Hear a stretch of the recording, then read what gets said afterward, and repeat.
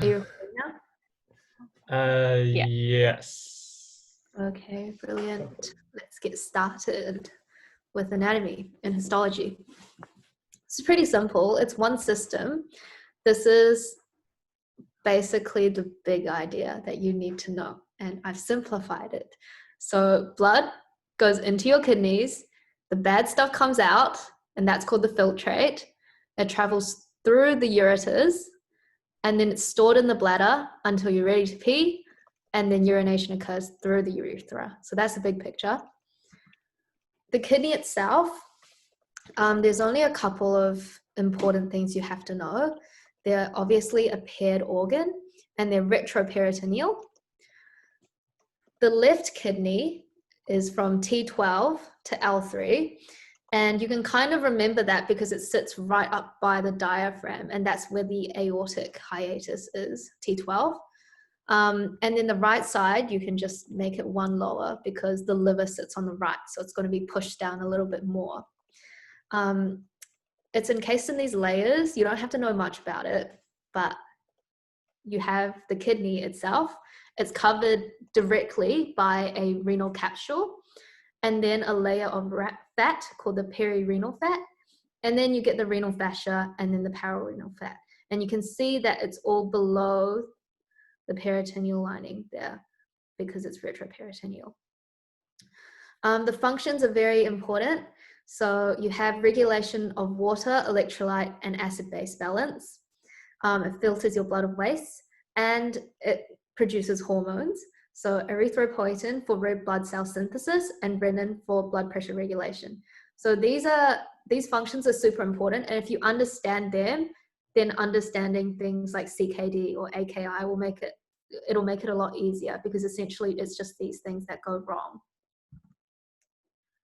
Ooh.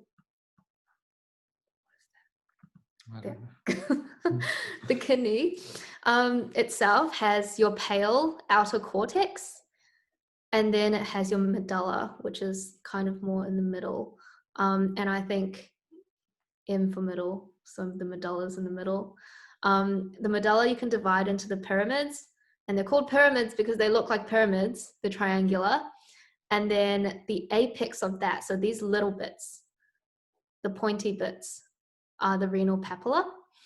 And so the pathway of the filtrate basically goes from your glomeruli, or like your nephrons, which most of which are in the cortex, some of which are in the medulla. It basically drains towards the center through the pyramids, to the papilla, through the minor calyx, to a major calyx, which is just kind of like the convergence of many minor calyces, into the renal pelvis, which is this bit. And if you include the blood vessels, that's called the hilum.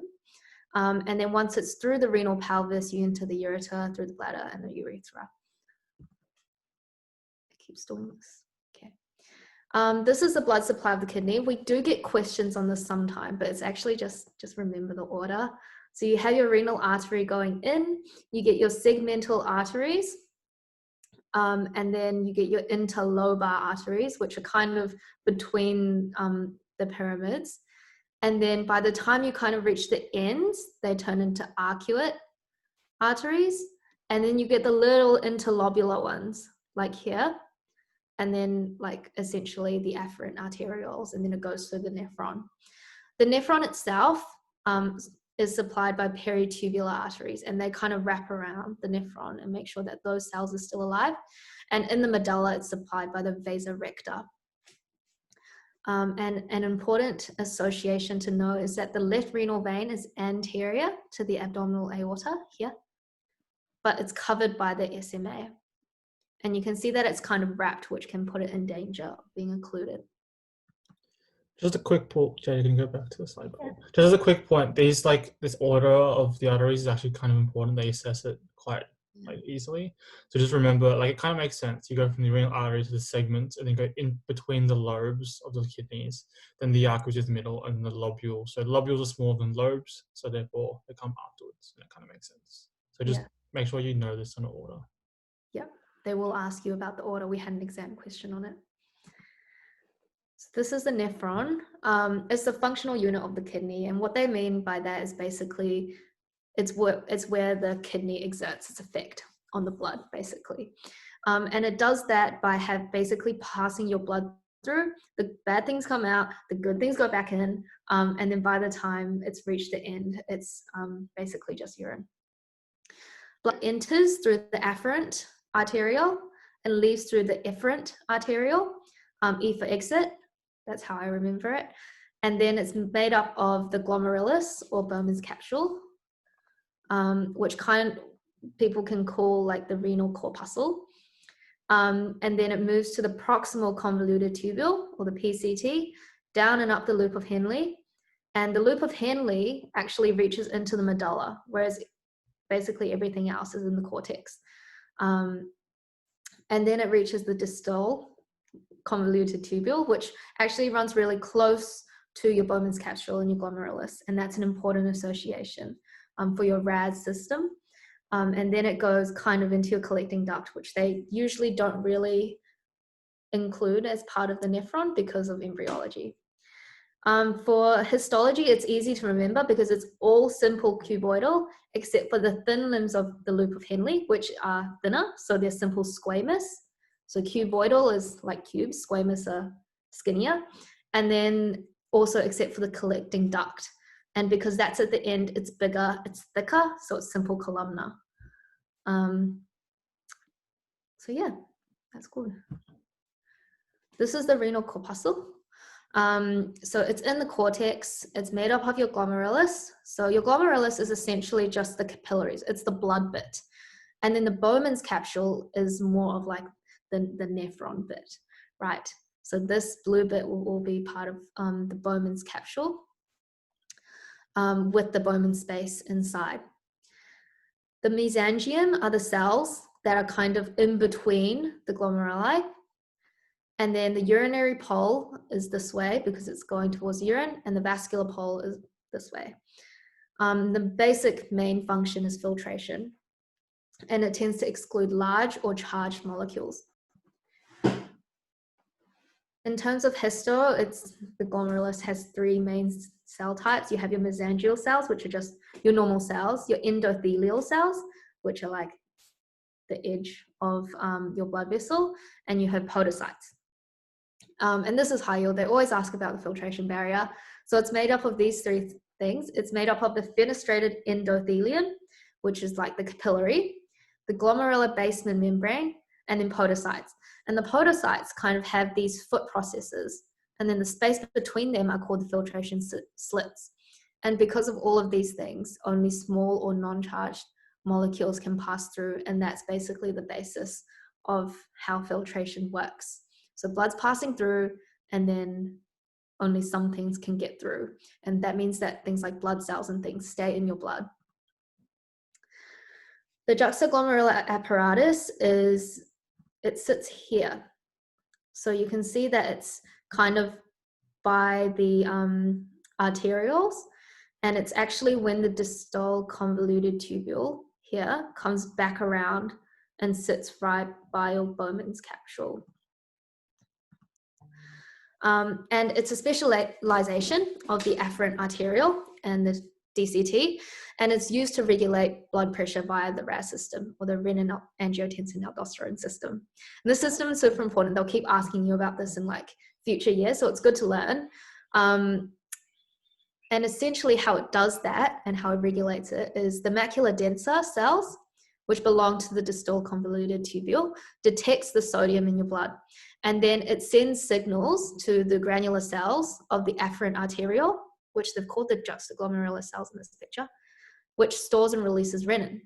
And then because of that, you can release more or less renin and hence affect your blood pressure. Yeah, and basically the mesangial cells will vasoconstrict or vasodilate to affect that. And moving down to the next part, you have the PCT, and I kind of like moved past the loop of Henle, but we'll come back to it.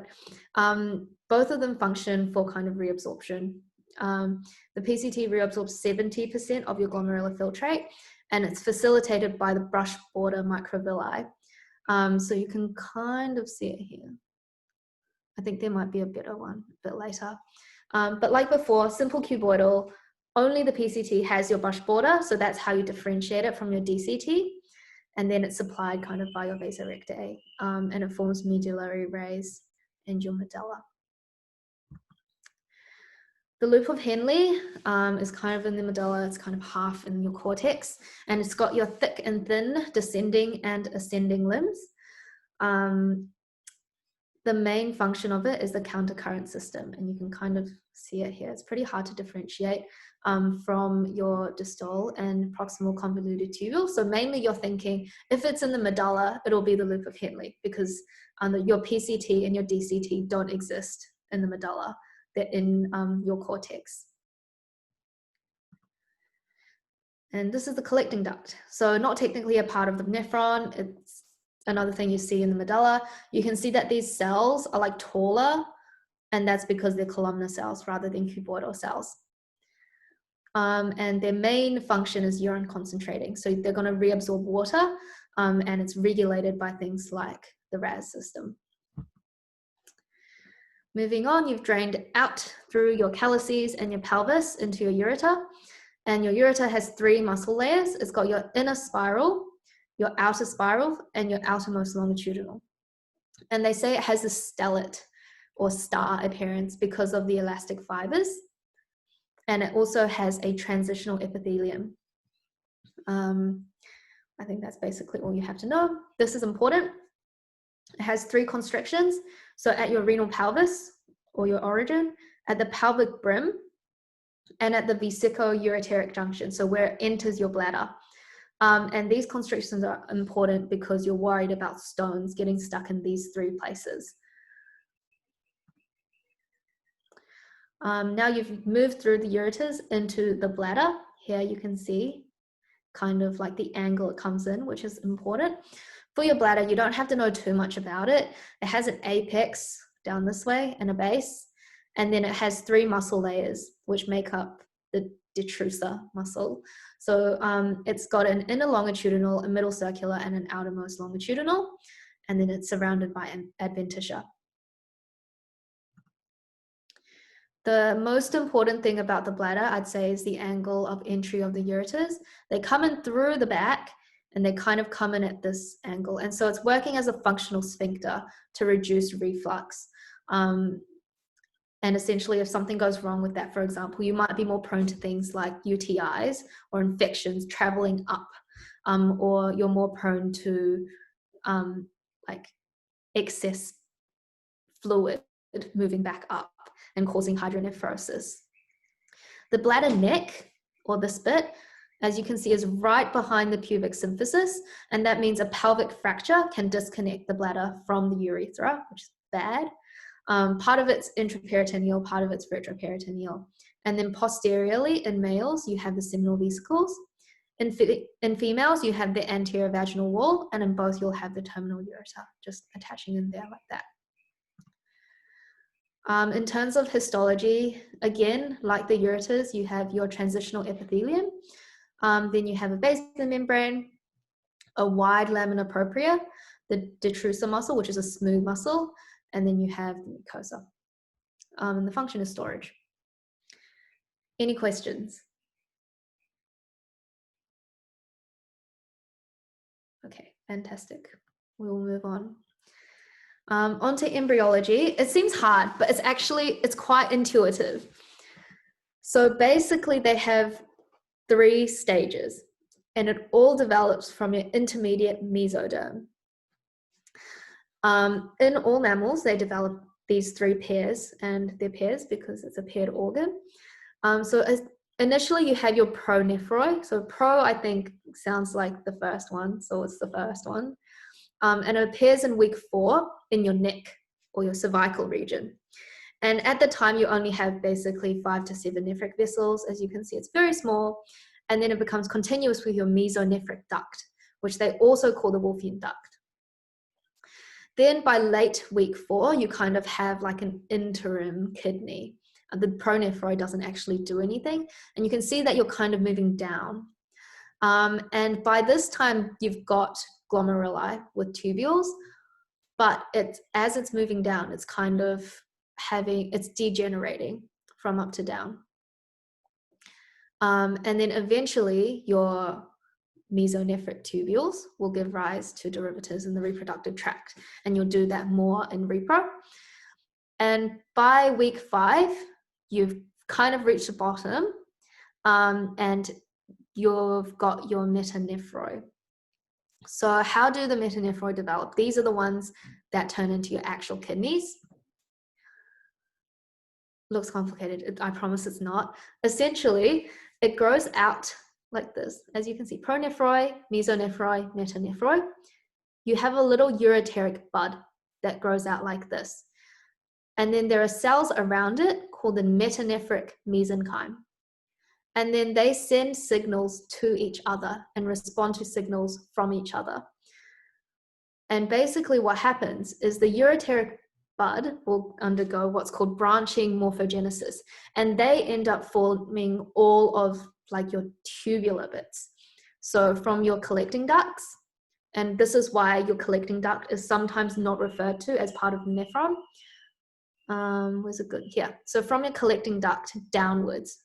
And so they form your calyces, they form your renal pelvis, and they also form your ureter. The metanephric mesenchyme, in turn, will react to signals from your ureteric bud, and it'll undergo nephrogenesis. And it undergoes all these shapes, but essentially, as you can see, it kind of turns into like a vesicle, so a round shape, it turns into a comma shape, it turns into an S shape, and then the S shape kind of looks like a glomerulus. And so it's actually forming all the rest of the nephron. So your glomerulus, your collecting tubules, or your PCTs and DCTs, and your loop of Henle. And it'll also form the interstitium. So essentially what you need to take from this is a ureteric bud grows out into the metanephric mesenchyme. They respond to things from each other. The ureteric bud forms everything from the collecting duct to the ureter, and the metanephric mesenchyme forms your nephron. And that's literally it. Your nephron number, they say, is important because it kind of is related to how well your kidneys work. That's basically what this means, but I thought I'd give you the list anyway. And it's set at birth, you can't really change it. If you're born premature, then it can continue for a little bit, but it often, they finish at a lower nephron number than normal, and that puts them at risk of things like AKI, because it takes less damage for them to lose more renal capacity. And develop of renal arteries. The main thing you have to know about this is because your metanephroid started down the bottom, because you moved all the way from your pronephroid all the way down, they have to ascend again. And as they ascend, they develop new, as you can see, new pathways. And hence, that's why the renal arteries are short and they're not so long and being dragged up. And that's it. Any questions? I hope that's clear. Yeah, Gavin, you'll go. Alrighty. So if no one has any questions, we'll get started with renal phys. It's all kind of related to renal anatomy. I think JJ covered a little bit of it, so which is good. But it's not too complicated, so we'll go through it. All right. So as JJ talked about it before, you've got the nephron and the glomerulus. So nephron refers to when it's been filtered out through the Bowman's capsule and the proximal tubule, and the glomerulus is just the blood vessels. So it's important to know what the blood vessels are doing and what they're being converted to. So you've got your aorta, it turns into your renal artery and goes through all the segmental, lobular, interlobular changes. It's important to know that filtration occurs between the afferent arteriole and the efferent arteriole. So not between vein and artery, but between artery and artery. I think that's probably the most important part to know. So blood is being passed through and all your bad stuff is going out into this Bowman capsule, and it'll go out through all your proximal convoluted tubules and such and so forth. So that's the important part there. So there's this idea that you can filter two different types of substances. So there's your freely filtered substances and your not freely filtered substances. The difference being between them is that with your freely filtered substances, the concentration in your blood and in the filtrate, so the stuff that's being filtered out is the same. So yeah, the same concentration of, say, sodium in your blood or sodium in your filtrate, as opposed to not having the same concentration. So if they are the same concentration, it means that those substances actively just pass through the gaps in basically the membrane, in the fenestrated endothelium and those podocyte slits, as opposed to not freely filtered substances. So if they're not freely filtered, the concentration in the solute will be different in the filtrate. And that's largely, as we said before, either they're charged, so they can't pass through. So either they're charged and they're repelled, or they're too big and they can't pass through. And that's mainly to do with proteins and blood vessels, especially. Yeah. And most substances can either come into those two classifications.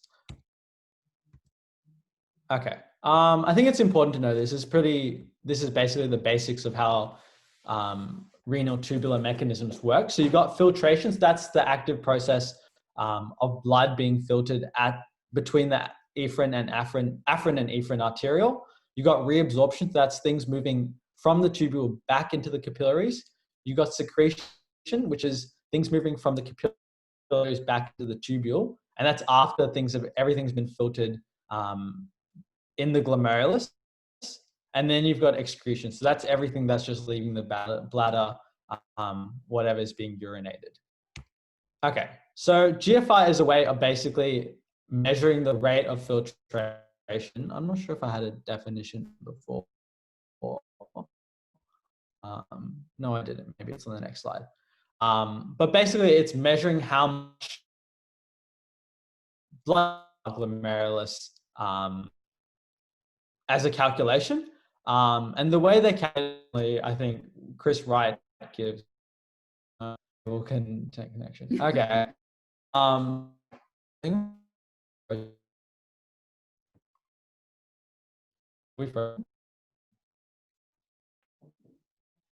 I think you guys are. What, you guys frozen?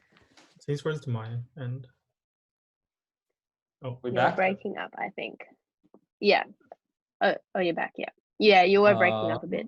Maybe just explain this slide again. Yeah, it's on the slide. Yeah. Okay, so basically we've got glomerular filtration rate, which is GFR. So that's basically how much filtrate is leaving the blood per unit of time from the glomerulus. And the way we originally learned how to calculate it is based on this molecule inulin.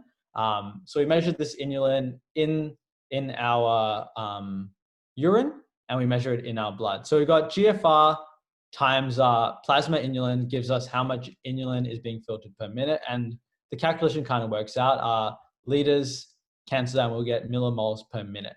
And the reason we can do that is because we know that inulin isn't really affected by any of the tubular mechanisms, either by secretion or active reabsorption. So we know whatever is going through the plasma is going into our urine. So we can say that they're both pretty much going to be the same. And we can also say that the inulin secreted per minute is equal to the concentration of inulin in the urine, which we can measure as well, times the urine flow. So again, we got those two units of volume canceling out. And we know these are going to be the same because neither of them are really affected by anything. So we can say that urine flow times inulin in our urine concentration is equal to our GFR times our inulin plasma. And that's what we got over here. And if we rearrange that equation, we basically get urine flow times our urine inulin over our plasma inulin gives us our GFR. And this is where the original calculation of GFR comes from. Obviously, that's not the best mechanism of doing it nowadays. I think they use a lot more complex calculations to calculate GFR, but this is where it comes from. And this is what you should try and understand, basically. Clearance. So basically, clearance is for measuring our not freely filtered substances. So it's a similar principle, and we use a similar formula as an estimate. So the definition of it is a measurement of volume of plasma from which a substance is completely removed per time. It's kind of complicated. I don't think it's super high yield to know exactly the difference, but it's basically how much volume we need to excrete in order to get rid of a certain substance in our blood. And it's the same formula as GFR. The difference being that these substances that are cleared are not freely filtered. So if it's freely filtered, your clearance will be the same as your GFR, essentially. And a way I think about it is the clearance of something is basically if you're trying to take substance A out of your blood, per unit time, you're getting this much clean blood because of the clearance. And then for the same amount of time, you're getting another section of completely clean blood because of that clearance. Yeah, without the substance in it. Yeah. Does that make sense? Roughly? Or are we... You're breaking up, I think. Yes, we are breaking up. Okay. Okay. So factors affecting our glomerular filtration rate. This is basically based on the pressures in our afferent and efferent arteriole.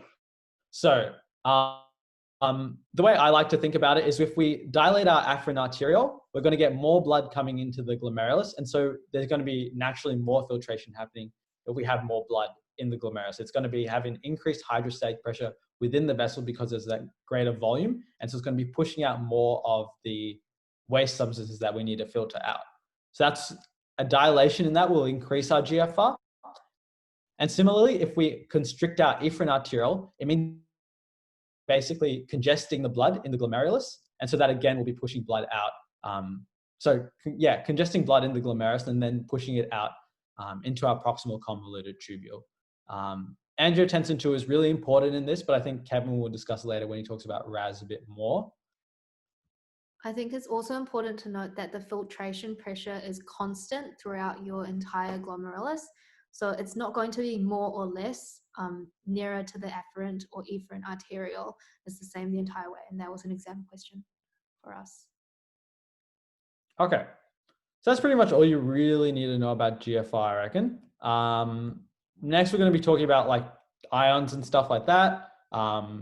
So revision of tonicity and osmolarity. I think this literally comes up every year, but I put in the slides every year as well because I think everyone forgets it. But osmolarity is how much of just the total molecules there are in a certain volume, but tonicity is the count of your non-diffusible molecules in a certain amount of volume. So if you've got osmolarity, the molecules are going to move. They can move through the membranes, but if they're non-diffusible, obviously they're not going to move through the membrane. And so your water is moving through the membrane instead of your molecules. Yes. Okay. So there's this concept of exchangeable ions and identifying total body water. And this is just basically a good calculation to identify what our total body water is. So we use the standard estimate of a 70 kilogram man. A 70 kilogram man on average has 42 liters of water in it. So they're 60% water. 2/3 of this is ICF and 1/3 of this is ECF. So if we remember from way back in first year, our intracellular fluid is all our things starting with P. So potassium and phosphates and proteins, they all get stuck in the cells. And everything that stays outside of the cells is your sodium and its accompanying ions, so chloride. So the way to remember it is like there's a party in the cell and all the P's are invited. But sodium is like, nah, I don't want to come in. So it stays out. So it's ECF. And it's important to know that both of these compartments are isotonic and isoelectric. So everything is basically in balance. Everything's in homeostasis. It's maintaining a homeostasis. Otherwise it gets zapped every time you touch something. Oh, really? Because yeah, Oh, there's charge. I don't know. Okay, some physics thing. I don't do physics. So basically the way you estimate your tonicity of your body water, because you know these ions aren't moving. So you say it's your total sodium, because that's the predominant one in the ECF, and your total potassium, which is a predominant ion in your ECF. And you times that by 2 because you assume there's an equal amount of anions for all the cations that are in the body, and you do that over your volumes to get like a concentration, basically. Yep, that just explains that. We exclude all the ions in our bone and cartilage because they're stuck there. They don't move in and out. They're immobile ions and they can't be exchanged, I suppose. Okay, so tonicity of plasma, we can also estimate that. So we estimate that based on our sodium, which is the large component of our plasma, and its accompanying anion, which is chloride. So it's approximately 300 millimoles together, and then glucose. But glucose isn't that huge. It's only 3 to 5 millimoles, so it doesn't have a huge impact on our calculation. So we say just approximately 300 millimoles. Because we can assume that the tonicity of the body and the tonicity of the plasma are both sort of in balance, we can say that both of these things are equal to each other. If we cancel out the 2, then we get this equation here, that our sodium plasma is equal to our total exchangeable sodium ions and total, I guess that should be a plus, potassium ions over our total body water. And basically, we can just fill in each of these values if we ever want to calculate our total body water, if we want to check for like dehydration and things like that. Okay. And then next slide, tonicity. So usually when things are out of balance, we use this equation. And problems of body tonicity are generally to do with water. And so generally the solution for this isn't adding sodium or adding potassium or things like that. It's just altering their body. So you'd infuse like saline or something, or just drink a lot more water, those kinds of things. Okay, next. Renal tubular mechanisms. So I think we talked about this a little before, but we've got reabsorption and secretion. So these are like active movement. So secretion, things are moving from our circulation back into the proximal convoluted tubules, things like that, into the nephron. Reabsorption, if it's moving back from the nephron into the capillaries, into the circulation. This is a nice diagram, I think, which really summarizes it all. I think everything you need to really know about renal tubular mechanisms is here. I think there's a lot of, I wouldn't say controversy, but people just like aren't super sure exactly about everything that's happening. But Chris Wright recommends this, and I think that's sort of the best one to go by if you are going to use any source. Yeah. Okay, so we'll go through them, break them down each by one, what's happening in each of the areas, and simplify it a little bit. Okay, so proximal convoluted tubule. This is where you're getting, again, a lot of your reabsorption happening of your sodium and your water. Water always comes with sodium. Again, your bicarb, a lot of your bicarb reabsorption is happening here, and your potassium reabsorption is happening here. It's important to know that a lot of your big sort of substances are also being secreted here. So creatinine, and a lot of your drugs, so like renal excreted drugs like penicillins, things like that, will be excreted here. As Jada said, it's got that brush border, water permeable, and large number of mitochondria. I think if you had to guess if where something's being absorbed, like proximal convoluted tubule is the go-to kind of guess if you really have no idea. But yeah, it kind of makes sense, I think. Most of your big sort of substances, sodium chloride, potassium bicarbonate, which is like the main things the kidney does, to be honest, are reabsorbed here. Okay, loop of Henle. So you've got your thin descending loop. This is mainly for water. So like the rest of the water that isn't being absorbed in proximal convoluted tubule, a lot more of it is being reabsorbed in the loop of Henle. And then your thick ascending limb kind of does a little bit of everything. I think the important thing to notice is that it's just doing calcium as well. It's got a sodium, chloride, potassium co-transporter, but like it's really not that important to know. It's important to know for drugs, for your diuretics. I think it'll come back when Kevin does his actual diuretics. Yeah, you can remember that it's on the loop of Henle. Yeah. And I think it's also like important to remember that it's all your ions coming out of your thick ascending limb, right? And it's because of those ions causing an increase in osmolarity in the medulla there that the water comes out of the thin descending limb. So that's why they call it a countercurrent system. Sure. That makes sense. Yeah. It's also important just to remember that it's only really water coming out of the descending limb. There's nothing really else. Yeah. So it's all, if you got down one, it's all salt coming out the ascending. And then because of that, water comes out of the descending. And then as you can see, the osmolarity gets like increased. So because water's coming down here, it increases in osmolarity, and then once it comes, or like concentration, and then it goes back up, and as it loses salt again, it becomes more iso. Good explanation. Thank you. All right. Late distal convoluted tubule. Again, similar things are happening, but you're getting a secretion of your H plus and K plus, and that's mainly through this sodium chloride, sodium potassium ATPase. So you're getting your active secretion of your K plus as you're reabsorbing your sodium. I think that's really important actually, because if you disrupt this, you get sort of this hyperkalemic effect and this hyponatremic effect. So your sodium and your potassium balance are being disturbed. Other important ions are your calcium and your magnesium, which you kind of need for other sort of bodily functions, other homeostatic functions. Yeah, it's important to know that as it's not associated, the sodium potassium reabsorption isn't associated with chloride as it is in the loop of Henle.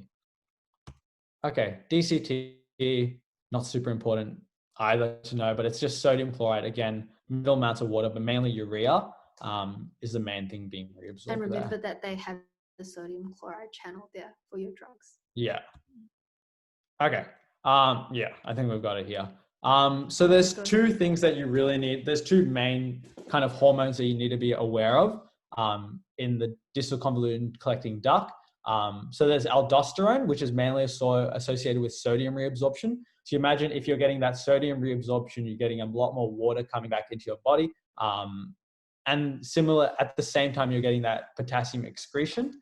So that's all basically water reabsorption associated with sodium. Antidiuretic hormone is different because it doesn't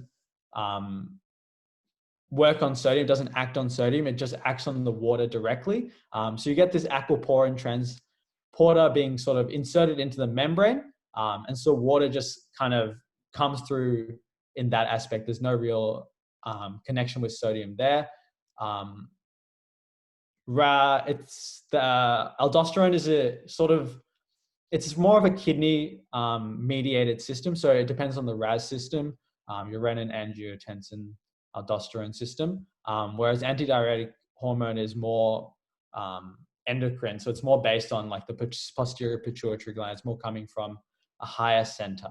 And it's a bit faster than your aldosterone system. But yeah, that's sort of, both of these are used to maintain blood pressure, maintain adequate volume within your circulation.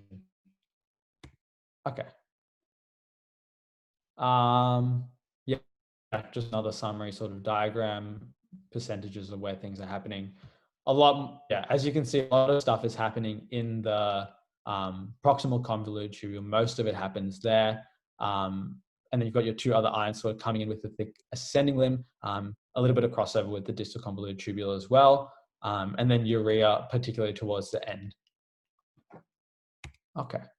Okay, so next we're going to be moving on to acid-base balance. So there's a few things to note. Neutral pH is when you have any equal hydrogen ions and hydroxide ions. That's coming to me. And this change is all to do with like equilibrium and things like that. So at 7 is neutral, like that's just like layman's neutral. But that only works at 25 degrees. So like if you've got a normal body temperature of 37, you've got this sort of equilibrium shift and neutral becomes 6.8. So that's important to know that neutral is at 6.8, but in contrast, our body sort of has this normal 37 pH, has a normal pH of 7.4. So technically our body normal pH is not neutral, it's but this is sort of the standard reference that we go by when we're doing a lot of our calculations. Because normal, 7.4 for anything acidotic, and we can use this equation to calculate.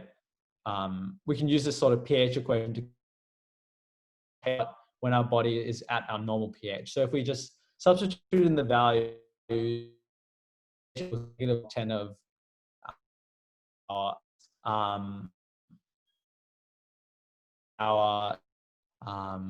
10 to the power of -7.4 should equal our hydrogen ion concentration. If we approximate that, it's approximately 40 nanomoles per liter. That's just yeah. For the normal pH, you can also remember like a range. So I remember 7 minus 0.04 because it will kind of sit at a range. Yeah. Yeah. Or slide after. It's someone. Yeah. Question in the exam about what happens if you double your pH. So you double your H plus concentration. If you double the maths, I suppose. Doubling your H concentration to 10 to the power of 9. So you out 80 and put it into the other one, it becomes 10 to the power of -10. Yeah. So yeah, 10 to -10. I think I should say 8 actually. -8. I'm going to edit that later. And then. Yeah, you guys are breaking up a little bit. It's fine. But in summary, just remember that 7.4 is like normal pH. Anything above it is going to be alkalotic. Anything below it will be acidotic. But there's a normal range that's permitted from 7.36 to 7.44. So you can kind of go 4 either side. And then the thing with the doubling of the H plus is just that it's actually proportionately quite a small change to the pH when you make very big changes to concentration. And it's also just a fun thing Chris Wright loves to like talk about for some reason. So therefore, this is why Kevin's talking about it. I think they're properly frozen now. But just keep those normal figures in mind. So 7.4 is the normal pH of your body, whereas 6.8 is neutral, kind of at a temperature your body would be. So your body's not at a neutral pH. Is what it's kind of saying inside. I think they are lagging kind of back. Would you like to ask? I think. Are we not? Can you hear back? No, you can hear us. Did you get your router from Did you get your router from a $2 store?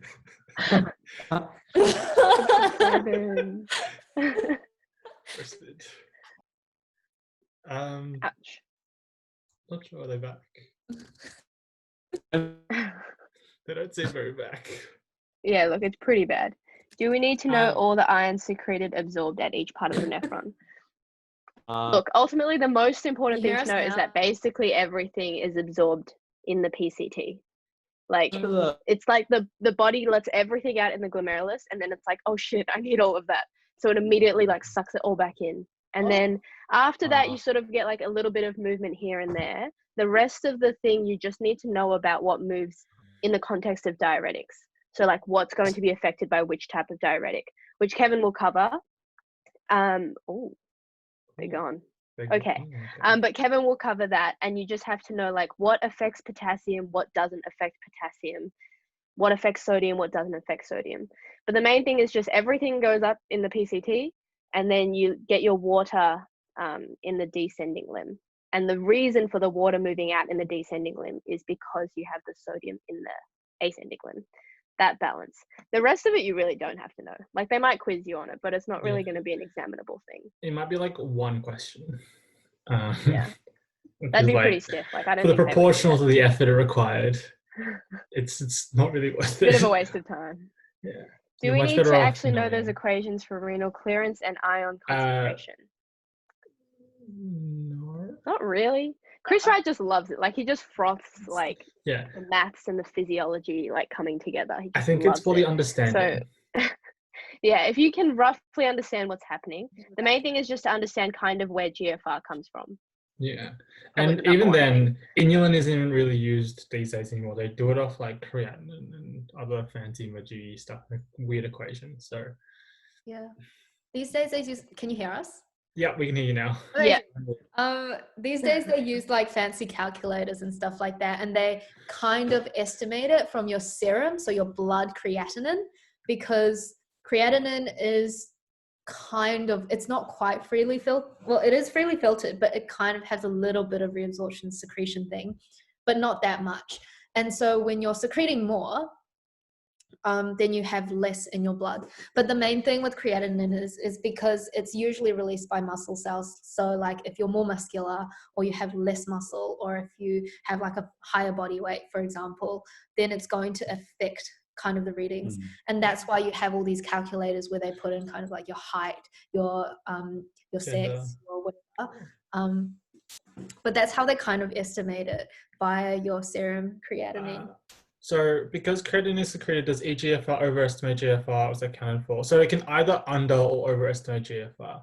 eGFR is done on an average the average person at that particular age and gender, I'm pretty sure, not weight. So if you're really over, like really heavy with a lot of muscle mass, it will, you'll have way too much creatinine, and it will, I think it's underestimate how bad your kidneys are, whereas vice versa the other way around.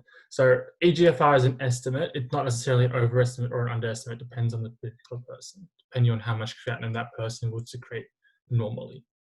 Yeah. And it's not really counted for. It's counted for in a nephrologist's brain. It's kind of where it's counted for. Yeah. But you guys don't really have to worry about that level of detail. So just know that there's real GFR, but then actually in a clinical setting, everyone uses eGFR because it's much easier to measure. And then when you interpret eGFR, even though we have strict definitions for what is CKD and what is like mild versus severe, you have to remember that it's all kind of relative, and you sort of also have to just look at what the patient's body build is and how they're coping. So yeah, it's a bit wishy-washy, but as long as you have a rough understanding of how it's calculated and what it is, you'll probably be fine. The one weird mathy thing you do kind of need to know though, just for second year, is this slide right here. For some reason, Chris Wright likes the number of 7.1. So just remember the number of 7.1 is a doubling of hydrogen concentration. Don't know why it's important, but he loves it. So I think in the off chance that he ever does something other than doubling H+, then it might be actually useful knowing 40 nanomoles, but I really doubt I would say just remember this bit. Like you can just plus or minus depending on how much. Yeah. Okay. And like if they halve the concentration, it'll be like 7.7. Yeah. Okay. Let's keep moving. So acids, how do we classify acids? So we've got volatile acids and non-volatile acids. So our volatile acids basically are only CO2, sorry. All our non-volatile acids are pretty much the ones that aren't excreted by the lungs. So I think the important thing to note in how CO2 excretion works is it's basically along this equation. So CO2 plus H2O becomes your carbonic acid, becomes carbonate plus H+. And so it exists along this equilibrium. So basically, if we excrete our CO2, we're going to be producing more CO2 to compensate for that.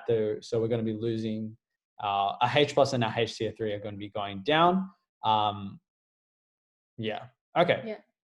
And that's depending on whether we're breathing more or breathing less. So imagine if we're breathing more, then we're going to be breathing out more CO2. If we're going to be breathing less, we're going to be retaining more CO2. Because CO2 is an acid, if we're retaining CO2, we're going to get our respiratory acidosis. If we're breathing out a lot of CO2, then we might get a respiratory alkalosis. Other acids, so because we can't excrete them through our breath, through our lungs, they have to be excreted throughout some other way. So we do that through buffering in the kidneys, and that's through other ions such as like sulfates, phosphates. They sort of bind to those sulfates and phosphates, and then they get excreted through the urine. The sun is so bright. I'm gonna turn it a little bit. Maybe. Yeah, maybe that'd be better. Okay. Okay, so buffering and bicarbonate. So the main thing that does buffering, the main substance that's responsible for buffering is your bicarbonate. So it binds to your H+, and it causes that left shift. Because you've got a decrease in bicarbonate, everything moves to the left.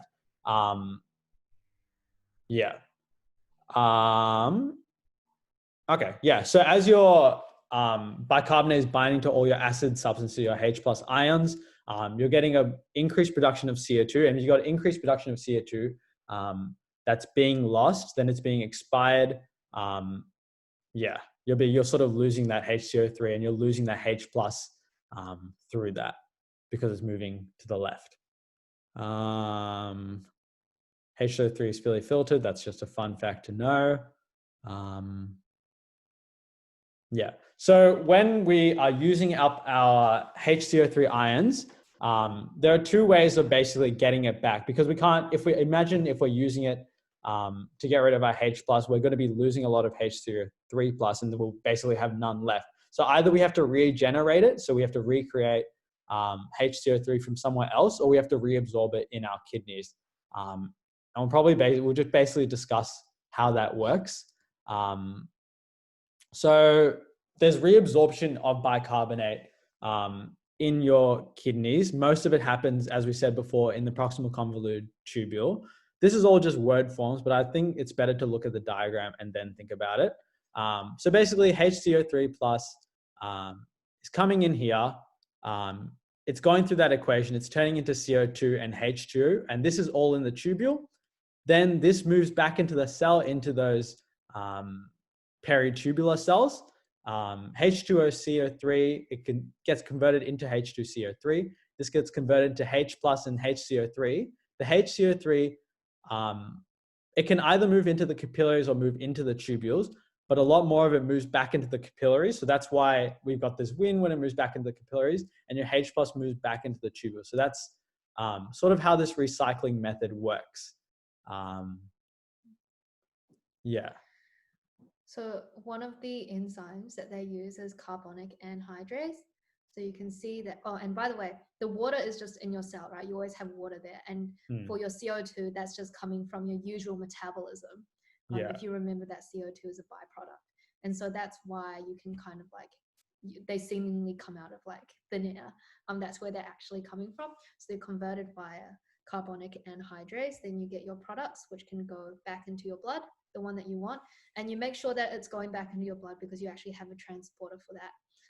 And same for your H plus ions, so that it actually makes it to your urine. Yeah. So when we say like metabolism, that's like actually like cellular respiration, things like that, that like the mitochondria are actually producing that CO2, and that's where it's coming from to be used for that kind of thing. Why does it always do that? It's because you click too long. I don't understand Max, but whatever. Okay. That's pretty much all of that in word form. I think it's probably better to look in your own time, but that's pretty much the summary of how you've got your reabsorption of bicarbonate, and then you've got your regeneration of bicarbonate. So this is just the like sort of the reformation of bicarbonate from cellular CO2, as opposed to reabsorption from your filtrate, basically. You're producing your CO2 inside the cell, as we were talking about before. Okay. Another diagram. So basically, if you're not using bicarbonate to bind to your hydrogen ions, you've got other ions that can bind to it. So you've got your ammonia, or you've got your phosphate ions. And this basically just highlights how those work, but not super important to know, I don't think, honestly. Estimation of renal regeneration of HCO3. So obviously our body doesn't just have HCO3 as its main buffering mechanism. Are we frozen again? Kevin's not moving. Okay, Kevin's moving. So in our pH, the lowest pH that we can ever achieve is 4.5, and that corresponds to a H plus concentration of H plus in the urine of 0.03 millimoles per liter. And that doesn't really account for a fixed excretion of 70 millimoles per liter. So obviously the rest of that has to kind of be bound to something else. It has to be bound to other buffers that we're really not detecting. And those buffers are our HCO3, our HPO4, and our NH4.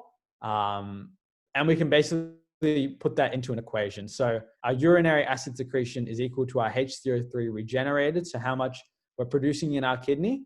I think that's meant to be a plus urinary ammonium, plus the titratable acidity. So that's from the HPO4, basically how much, I don't know if you remember in chemistry, but if you can basically titrate it back with a a base, that acid, and then how much free H plus in there. So that all together would be, added up all together would be the urinary acidity, basically, measuring that.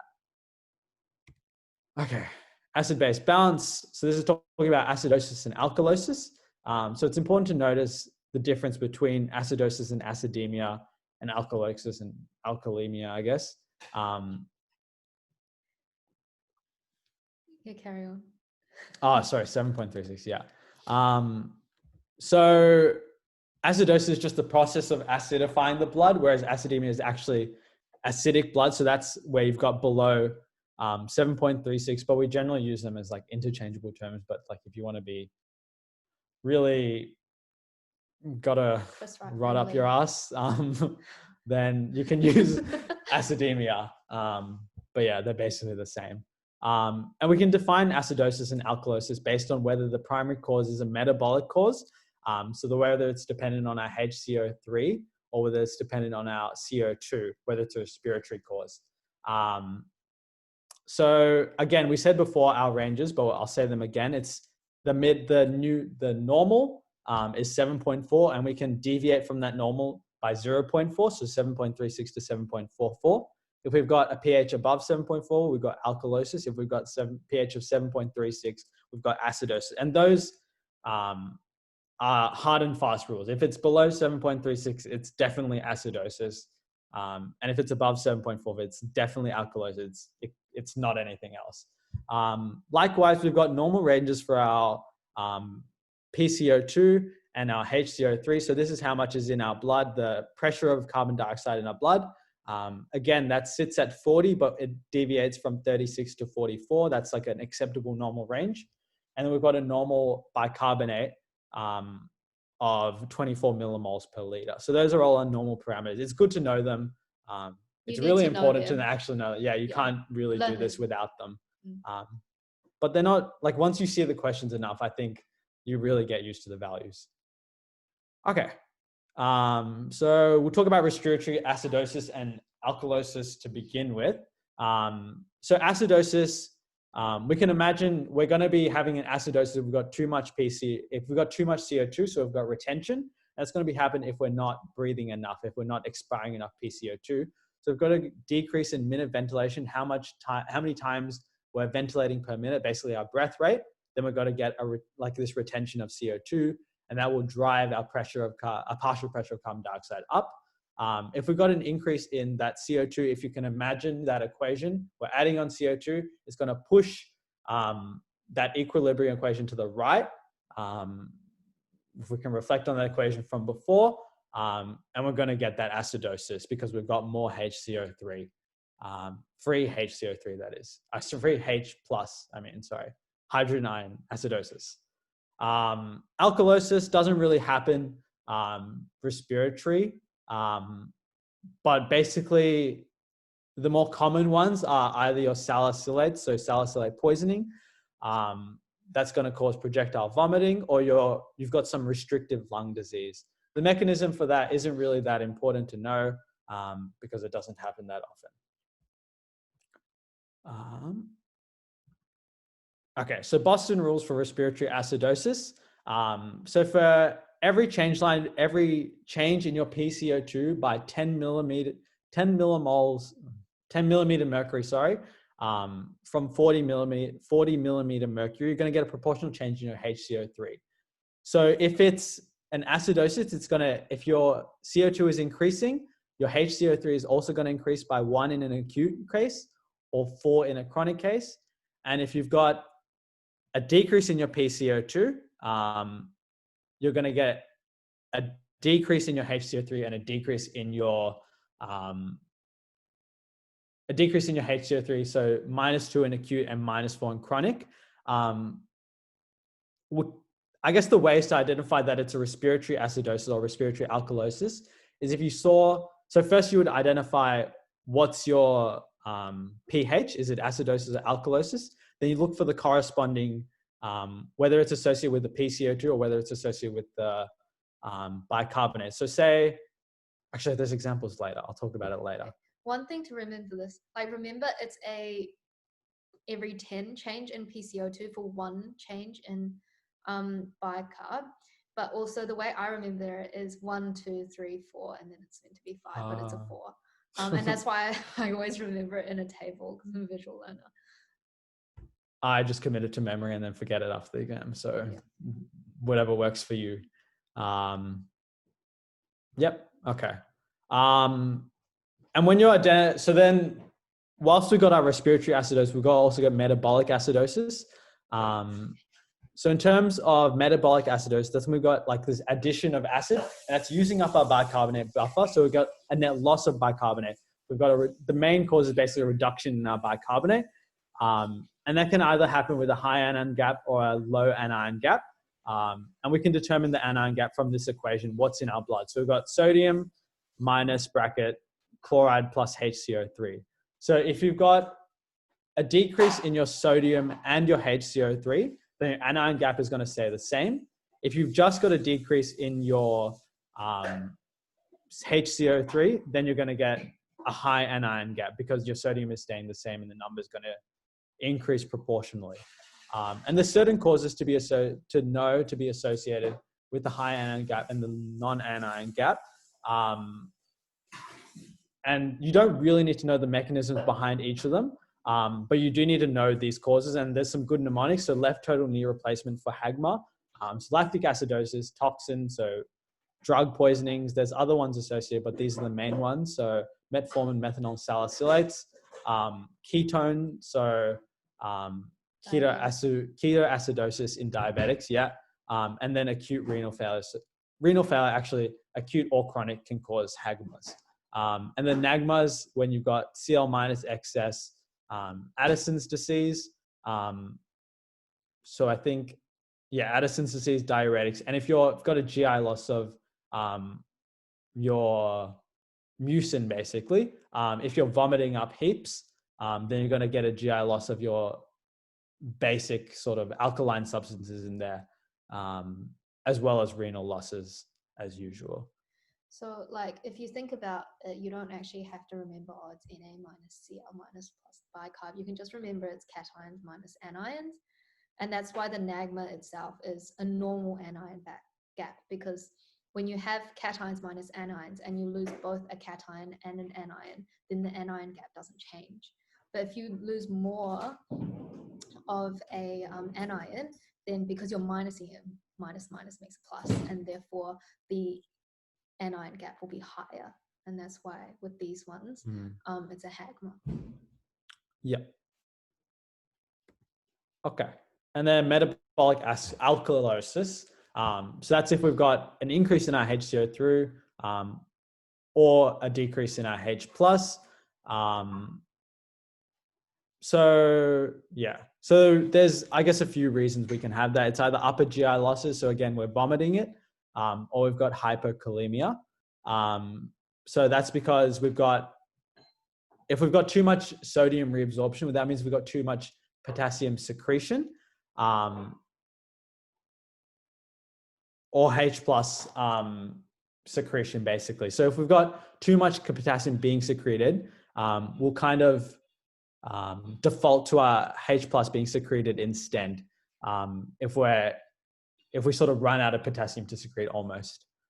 Because you have to maintain electron neutrality. Yeah. Okay. And then there's our Boston rules for metabolic acidosis and alkalosis. Acidosis. More particular, I guess. I don't know if they actually ever gave us a real alkalosis equation. I kind of looked for it, but there was never really a question on it either. It was always compensated or something like that. But this, I imagine you can probably use for both. So it's your expected PCO2 should be 1.5 times your HCO3 plus 8. You can search up the alkalosis, but it's more complicated. They don't expect you to remember it. No. Okay. This is just general tips for determining acidosis and alkalosis. So determine your primary cause. So I guess determine whether it's alkalosis and acidosis first. Then determine whether it's your CO2 being associated with the alkalosis or your HCO3 being associated with it. See if there's any compensation or not. So see if the rules apply with it. and then calculate your compensations and if there's an anion gap there. So there's an example here. Maybe we'll just talk through it. So we've got pH of 7.26. So that's low. That means we've got acidosis. Our PCO2 is high, which corresponds to acidosis. A HCO3 isn't really high, is high, which doesn't really correspond to acidosis. That means I know it's a respiratory acidosis because the PCO2 is high, and that sort of works. It's a primary respiratory acidosis because those are consistent with each other.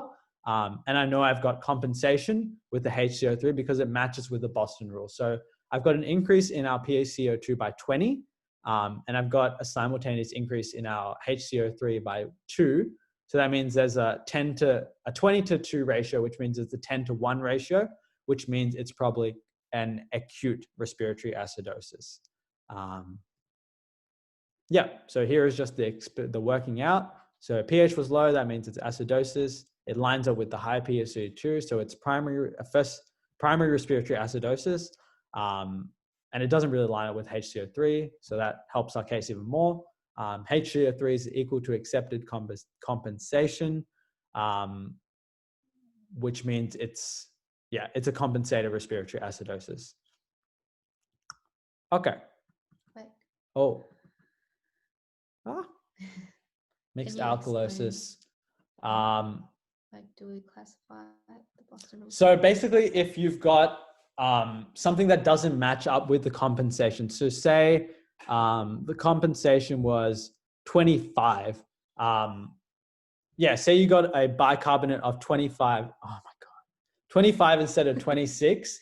You're not compensating for as much as you actually think you are, that you would have expected in just a respiratory acidosis. So that would indicate that it's mixed. Does that make sense? 27. Well, I don't really think they'd ask you 27, to be honest. It will be quite obvious. Yeah, it'll be quite clear what he's trying to do. Yeah. So you can. Oh, this is a private message. I just realized. Oh yeah. Okay, so the question was whether it was about a mixed alkalosis and acidosis, and what we do if there's a mixed alkalosis or acidosis. So the example I'm going to give is if we have a HCO3 of 25 instead of 26.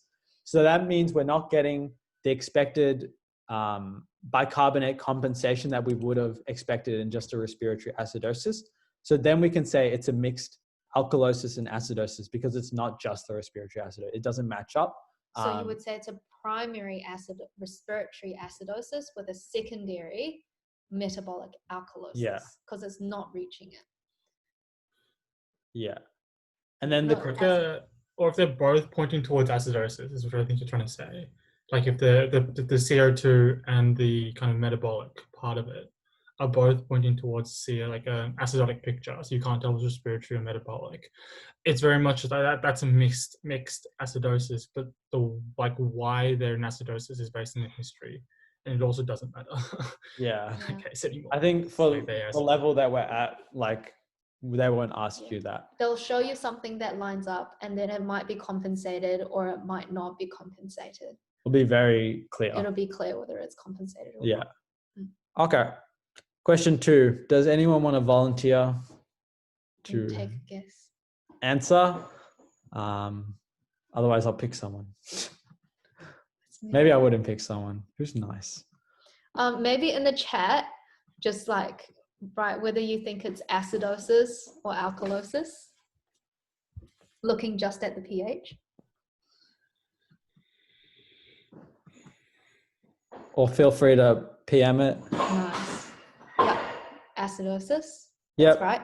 So we've got a few people saying acidosis, which is true. Acidosis, it's below 7.36. Perfect.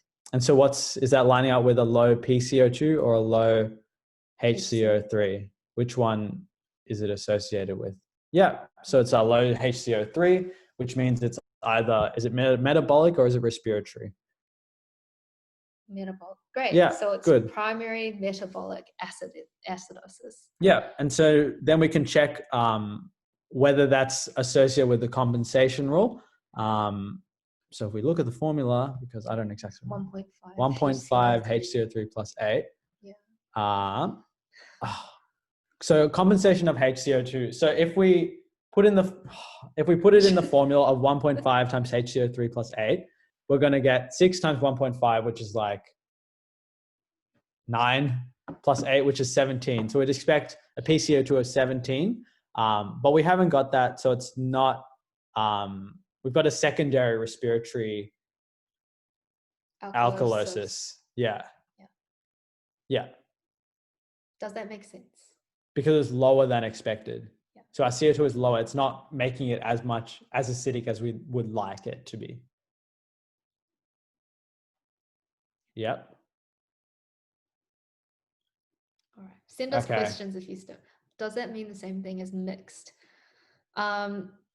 Yes, it's a mixed metabolic acidosis and respiratory alkalosis. It's a mixed image, basically. It's not one or the other. Yeah. I think mixed acidosis means a metabolic acidosis of the respiratory acidosis as well.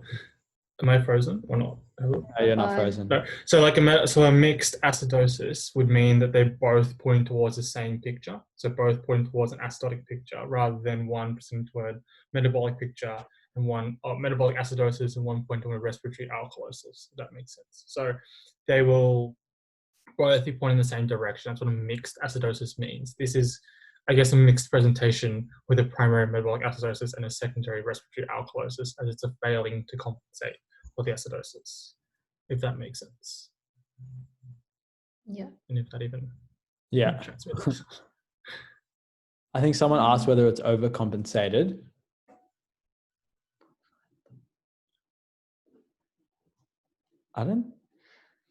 Is it?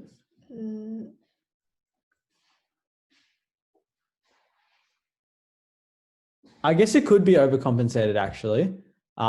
It's more unlikely, though. I don't think. Yeah, it could be overcompensated or a primary metabolic acidosis with a respiratory alkalosis. Because if your PSCO2 is going more, it's going lower than you expect, even more lower than you expect.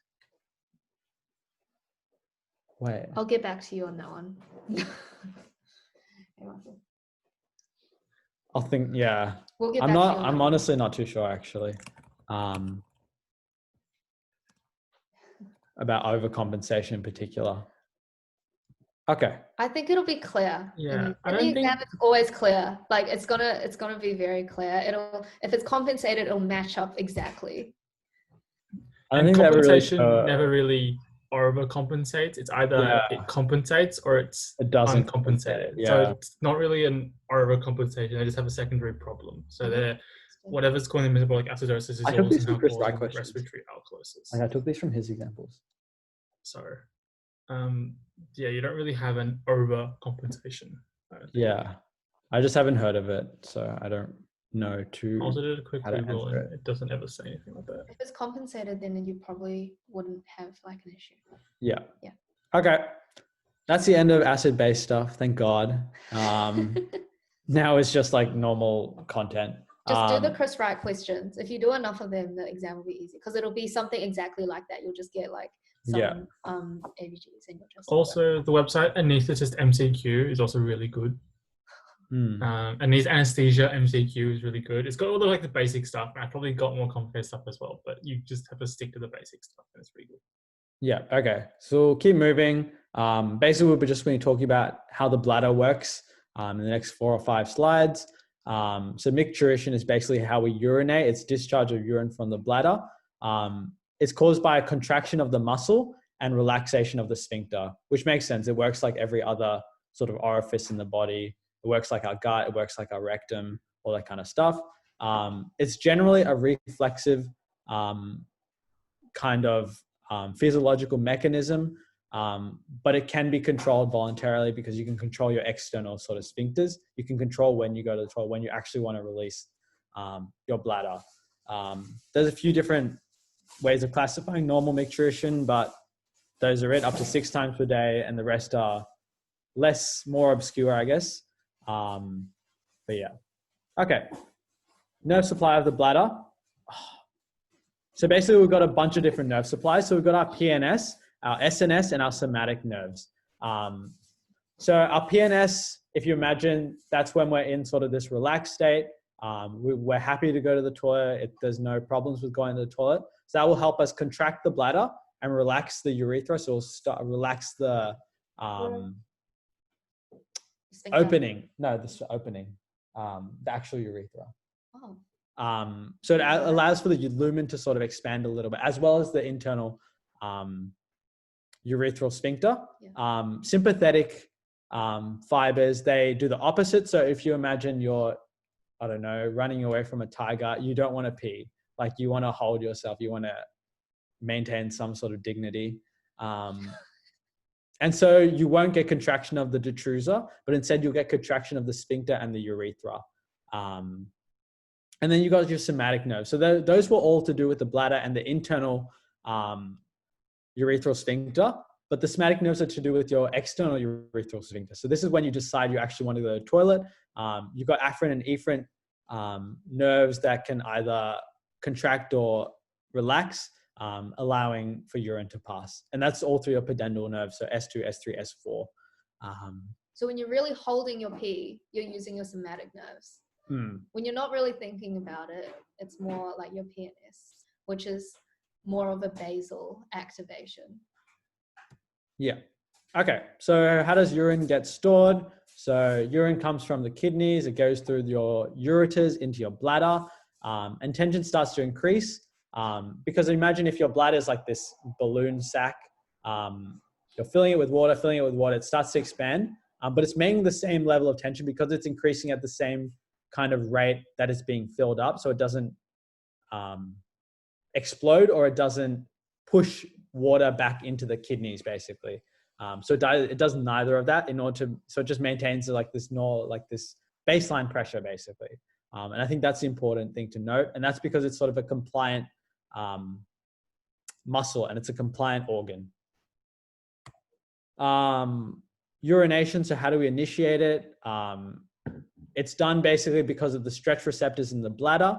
That goes to your midbrain, goes through your pons. It also goes to your spinothalamic tract because that's detecting the distension. Spinothalamic tract translate also kind of things. So pain, temperature, and so it detects that. And then you've got your parasympathetic descending pathways, which are going to cause the contraction because you've detected that stretch. So if you know you've got filling, you're going to push it out because you don't want to get too much filling. And that's through a variety of mechanisms you don't really need to know, to be honest. But yeah, just know that it's due to those stretch fibers. It's going up through the spinothalamic pathway and coming down through your descending pathways through the parasympathetic fibers. So you've got a local reflex in your sacral parasympathetic nerves. So it doesn't always need to go to higher centers. It can be controlled from your sacral parasympathetic fibers. So you've got those, the ganglion, basically the nucleus in that associated area. This all isn't really that important, honestly. I've just put it in for whoever wants to do their research. But just know that it can either be coordinated through a local reflex without higher control, or it can be controlled through higher inputs, one or the other. And this is basically just a picture that summarizes it all. So you've got, again, your sympathetic fibers coming down. They can either cause contraction of the internal urethral sphincter or relaxation of the bladder. Or you've got your parasympathetic fibers coming in here. Yeah. Ooh. Yeah, I think so. But they're either going to contract the bladder or relax the internal urethral sphincter. And then you've got your somatic control going to your external urethral sphincter. I think those are probably the most important things to note. And here is just another picture. I don't know how to do it. Highlighting that, but it's basically the same thing. You've got your muscarinic receptors from your parasympathetic fibers. You've got your beta receptors from your sympathetic fibers, and then you've got your acetylcholine working at your somatic nerves. Yeah. And that's the end of renal physiology. What a journey. Anyone have any questions from anyone? I think you can see in this diagram here as well that the somatic nerve, or like the somatic impulses coming from your pudendal nerve, only goes to your external urethral sphincter, and it's the same as all your other somatic nerves. It's all acetylcholine, right? And then your sympathetic nerves, they're the ones that basically activate both the detrusor muscle and your internal sphincter there. So I think I said parasympathetic before, but the sympathetic is what's usually keeping your continence, and that's why you're not pissing yourself all the time. So the sympathetic is kind of going at it all the time. It's relaxing your bladder, and it's like tightening up here via your noradrenaline.